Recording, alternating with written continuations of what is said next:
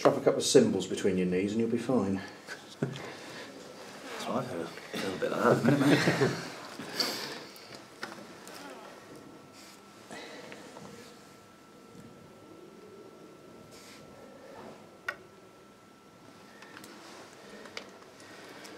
Well, this is Michael Duff then, head of Lincoln at home. Michael, I suppose it's another tough test for you, isn't it? Yeah, well, it's as hard as it gets at the minute. Obviously, Lincoln are top of the league.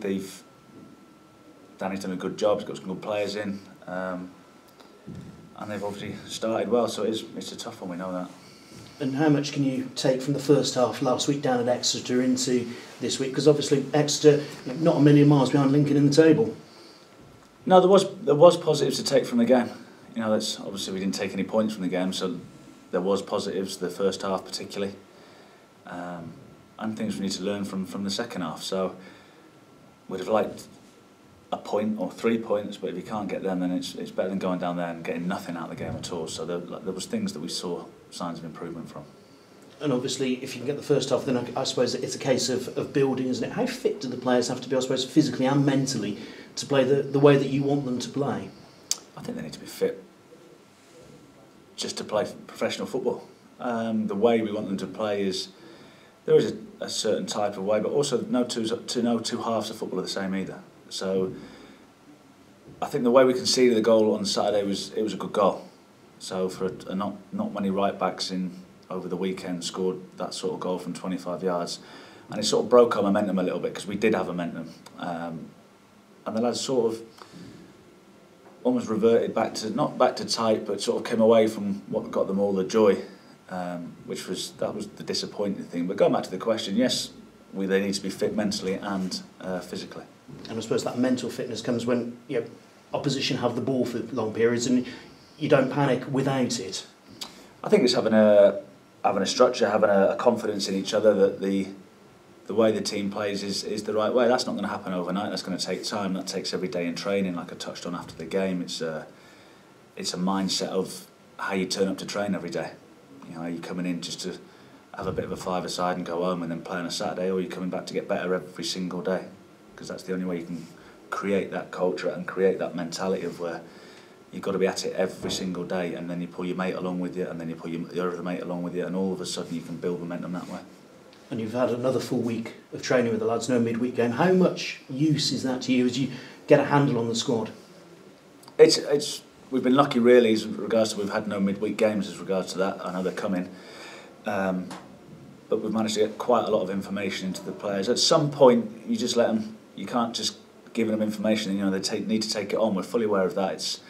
It is the early stages. I don't think it's going to be a quick fix, but the weeks that we've had in between games have been important, and the players have taken things on board.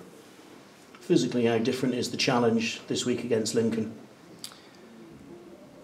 I think everyone knows that you got to stand up against Lincoln. You know, if you're not prepared to fight, like most games in this league, to be honest.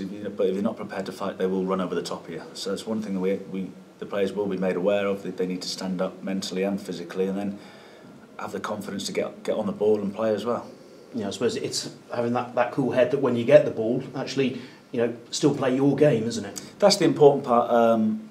Sometimes you can get involved in a fight, and it's just a fight, and you forget that there's a football involved as well.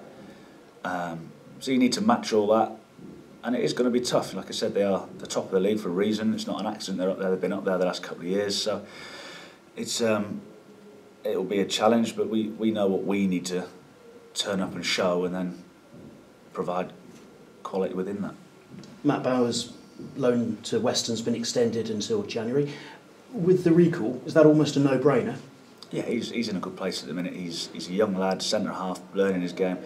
The thing with centre half is, as I know from my experience, you learn from experiences, and the best experiences are playing. He's in everyday training, so he's learning that side of it, the technical and tactical aspect. But going and putting it into practice, I know Macca really well. I've known him for over 20 years now, so he's in a good place. How far away is he?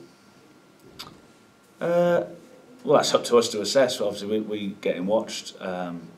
He's got all the credentials. I think everyone knows that. That's why he's in the door. He wouldn't be here if we didn't think he had a chance.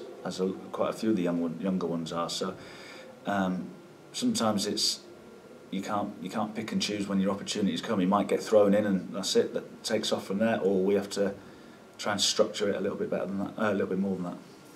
Injuries? Is it just the fullback still long term, or are there other concerns? Sam Jones has taken a knock, so we'll have to wait and see on him.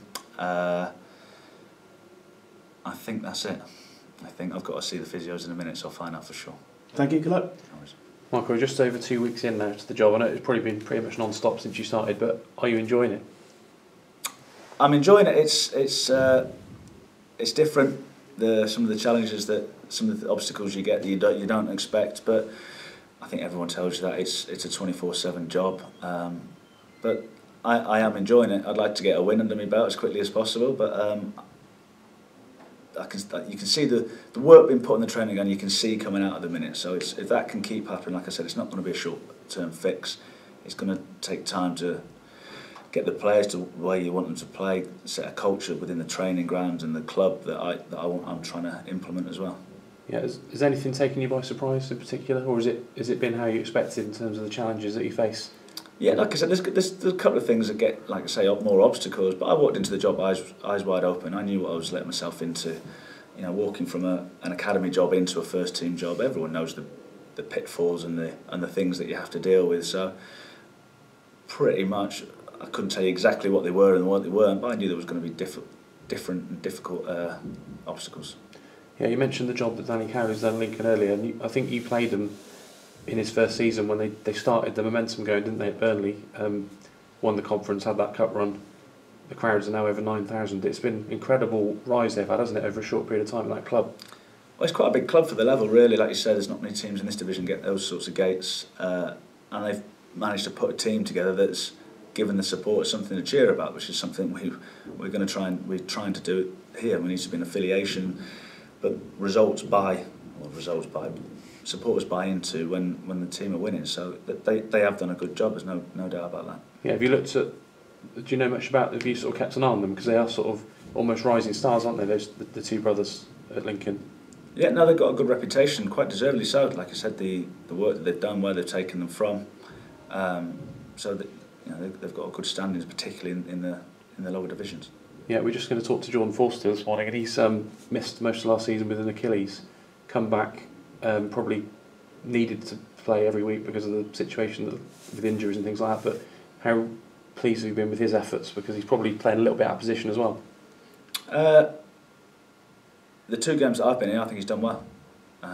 So as far as I'm concerned, people told me I wasn't a right back, but I played right back a lot. So you need to play where you need to play ultimately, and he's just got on with it. He's taken on information, and I think his 2 performances have been good in the 2 games I've been involved in. Yeah. Cheers, Michael. Thanks a lot. No worries. Cheers, Michael. Thank you. Cheers. Thank you. Right, I'll go and find out.